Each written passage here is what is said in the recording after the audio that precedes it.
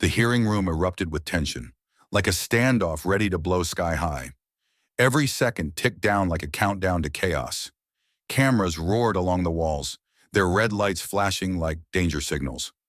Reporters clutched their pens, spectators leaned in tight, and whispers buzzed through the jam-packed seats. Everyone knew something massive was about to drop. Up front, the chairman loomed behind his desk, flipping through papers with a slow, mocking smirk that screamed trouble. He slammed the stack down hard, the bang ripping through the quiet like a gunshot. All eyes locked on him.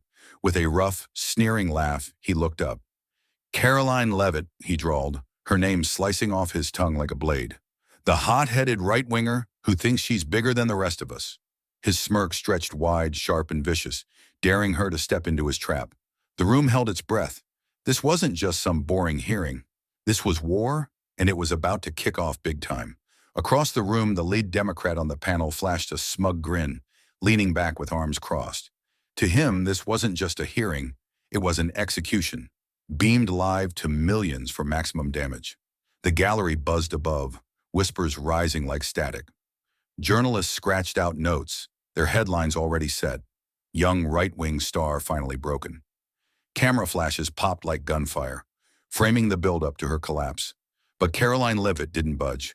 She sat at the witness table, hands clasped tight, her face unreadable. No fear, no flicker of doubt. The chairman's smirk sharpened as he leaned in.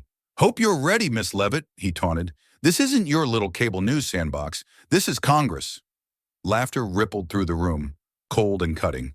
Leavitt stayed still, her gaze locked on him, steady as iron. The Democrat pounced, striding to the microphone with a victor's strut. "Ladies and gentlemen," he began, his tone smooth but laced with venom, "we're here because this woman," he jabbed a finger at Leavitt, "thinks she's untouchable."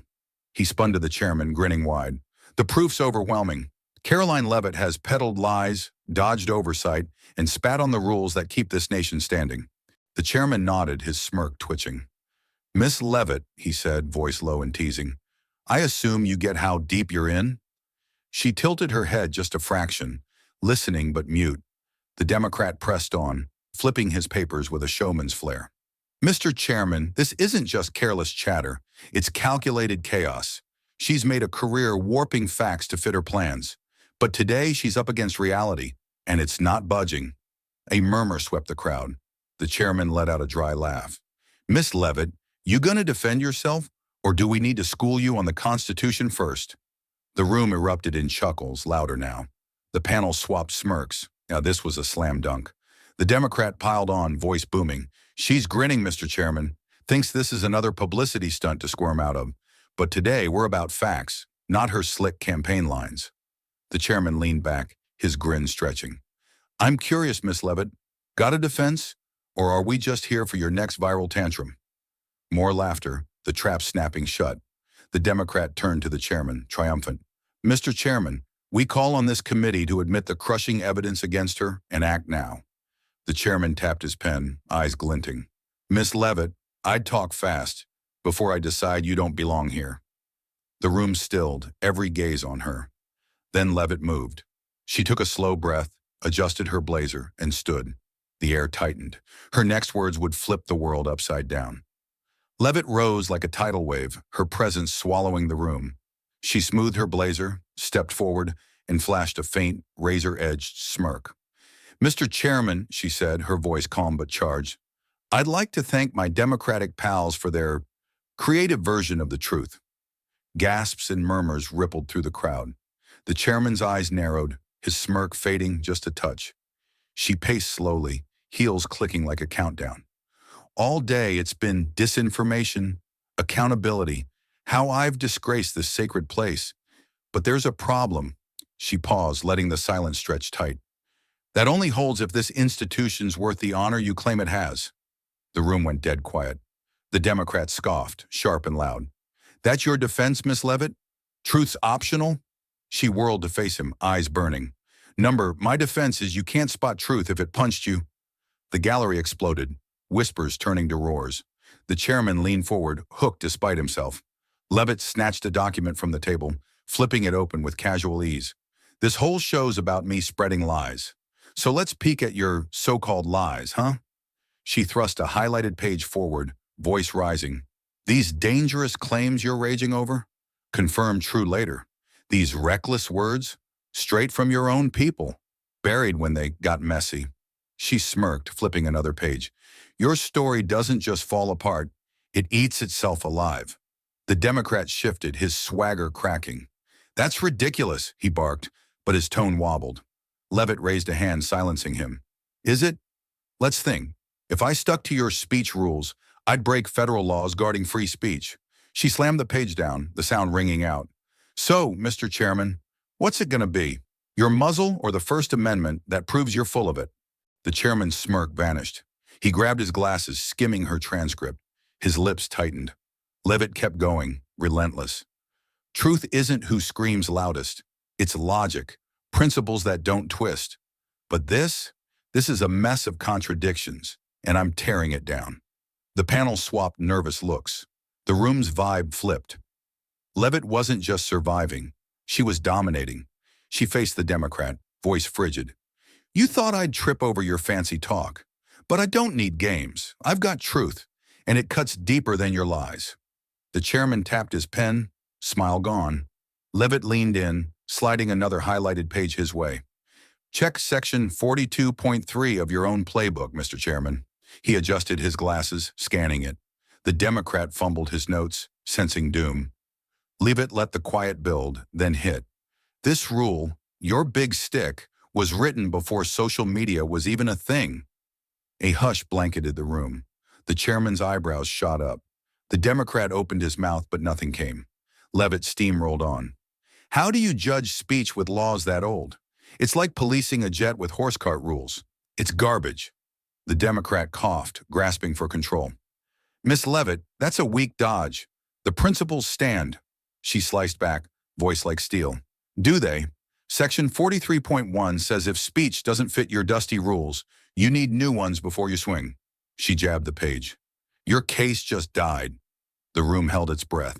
The chairman's eyes raced over the text, his face hardening. The Democrat paled. He'd missed that. Leavitt crossed her arms, voice dropping low. So, Mr. Chairman, what's this about? Fairness? Or gagging me because I don't bow?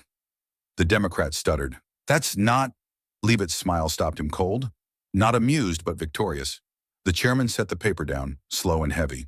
He wasn't just listening now. He was rewriting the game in his head. The chairman rubbed his temple, exhaling sharp. He'd strutted in cocky, sure Leavitt was a loudmouth he'd crush. Now she'd flipped the board, and he was reeling. Leavitt stood like a warrior, voice steady as rock. This isn't one rule, Mr. Chairman. It's about consistency. If you bend one law and dodge another, that's not justice. That's picking winners.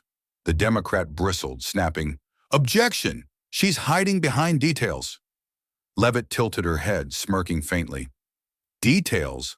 Like the ones your whole case hangs on? That's rich. The room froze.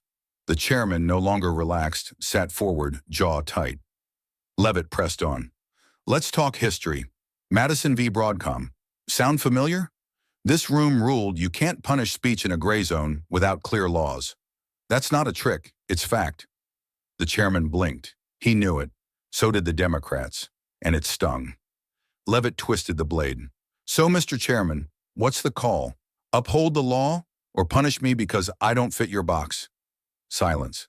The chairman's pen stilled. For the first time, he wasn't sure who held the reins. The Democrat clenched his jaw, rifling his notes like a man sinking fast. Leavitt had ripped their plan to shreds, and he was frantic. In a last-ditch lunge, he grabbed a stack of papers and charged the desk. Mr. Chairman, he shouted, voice loud but brittle. New evidence. This proves she spread lies. Right here, plain as day. Leavitt didn't twitch. She crossed her arms, watching him bury himself. The chairman raised an eyebrow, flipping through. Miss Leavitt, your take? She stepped forward, slow and certain. Gladly, Mr. Chairman. She nodded at the stack. Funny, that report came after you set this hearing. The room hummed. The Democrat stiffened, color draining. Leavitt's voice stayed cool, deadly. If it's so key, why is it only here now? That's not proof. That's a panic move from a sinking boat. The chairman shot the Democrat a hard stare, waiting. Nothing. Leavitt finished him. Desperation's not a plan, Congressman. It's just pathetic. The Democrat's face burned red, but he was done. The room went silent. The chairman, who'd laughed at Leavitt earlier, now sat deep in thought, fingers tapping softly, every eye pinned on him. The Democrat squirmed, his bravado dust. Leavitt stood calm, hands on the table, like she'd mapped this ending from the jump. The chairman sighed, rubbing his temple again. Miss Leavitt, he said, voice laced with reluctant respect. I'll be honest, I underestimated you. Gasps echoed. The Democrats tensed. He went on. We walked in thinking you were reckless, dangerous even. But you've not only gutted these charges, you've shown this hearing's a sham. The evidence, weak at best, lies at worst. He glared at the Democrat, who shrank lower. Leavitt stayed quiet, letting it land. The chairman scanned the room, then dropped the bomb. This committee sees no grounds to keep going. Miss Leavitt, you're clear. The Democrat's jaw hit the floor, his protest choking off. Leavitt smirked, just a flicker. She'd seen it coming. The room cleared quick, but the shock hung thick. Outside, reporters mobbed her, cameras blazing. Miss Leavitt, how's it feel to win? One yelled. She slid on sunglasses, smirking wider. Feels like truth did the heavy lifting. Her words sparked a blaze. Headlines roared Leavitt triumphs, Congress outplayed. Pundits picked apart how she'd exposed the system's flaws. Lawmakers who'd sneered now scrambled, rethinking their moves. The chairman, once so smug, gave a rare nod on air. She didn't just win, she forced us to look hard at ourselves. But Leavitt, she'd already moved on to the next battle. The empty hearing room held her echo, a signal that power isn't always in the chair. She'd wielded logic, guts, and a stage, and turned it all inside out. The real question lingered. How many others had crumbled under this machine because they couldn't fight? Leavitt's win wasn't just hers, it cracked the wall. Should politics shift with the times or cling to old chains? Her voice rang. Truth stands firm. What's your take? Can the system bend, or is it too late? The war's just started. The hearing room fell silent, but the echoes of Karoline Leavitt's stand lingered like a wake-up call. The chairman slumped back, his smirk gone, staring at a desk that no longer felt like his throne. Leavitt walked out, head high, leaving a shattered narrative in her wake. Outside, cameras swarmed, but her words cut through. Truth doesn't bow, it fights. For the folks watching at home, those who've seen decades of promises and power plays, her win wasn't just a headline, it was a lesson. Life's not so different from that room. We face our own battles, bosses who twist rules, systems that demand silence, moments where standing up feels impossible. Leavitt showed us it's never too late to push back. You don't need youth or a spotlight, just grit and a clear eye for what's right. Truth isn't owned by the loudest voice, it's forged by those who dare to question.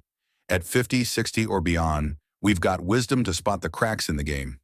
So ask yourself, when's the last time you fought for what's real? Leavitt flipped the script. Maybe we can too. The fight's not over. It's ours to finish.